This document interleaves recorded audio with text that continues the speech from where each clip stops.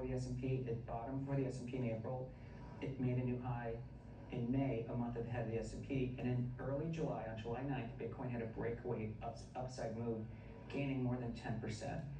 That means that in this month, I think the S&P is going to have a breakaway move to the upside, towards 65, 6,600. Interesting, which sort of takes us to where you think the S&P is going to be priced for the year.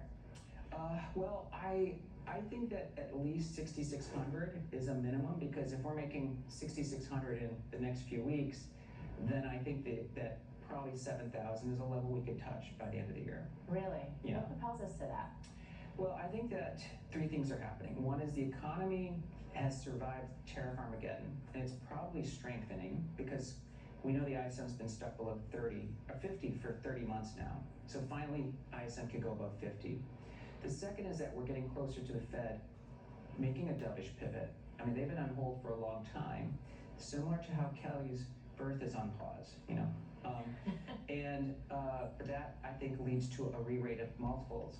And the third is that I think sentiment's still quite bearish. I think there's many of our clients that think we're going to have a recession because of the tariffs that started on August 1st. But I think businesses are ready to actually get through that, and that sentiment collapsing actually helps PEs.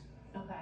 Let's talk about Ethereum, because I know you're very bullish on that as well. We'll get into Bitmine in a second too, but Ethereum specifically, why is this something you need to hold in your portfolio?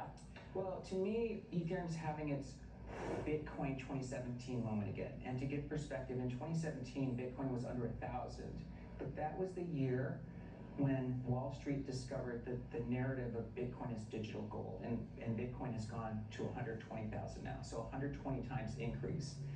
In 2025, a couple things are happening around Ethereum. The first is the Genius Act is now making stable coins kind of green lighted, which is the ChatGPT moment for crypto, but it needs a smart contract, so it doesn't work on Bitcoin. The second is the SEC is pushing forward with Project Crypto, which is actually asking Wall Street to move the entire financial system onto the blockchain. Ethereum is the preferred choice for Wall Street because it's had zero downtime since inception, matching what the banks want, 100% uptime. It's also the most legally compliant and secure blockchain because it's recognized in the US and it's the second largest blockchain. And the third is almost all of it is taking place on Ethereum. JP Morgan's building their stablecoin on Ethereum. Robinhood is tokenizing on Ethereum.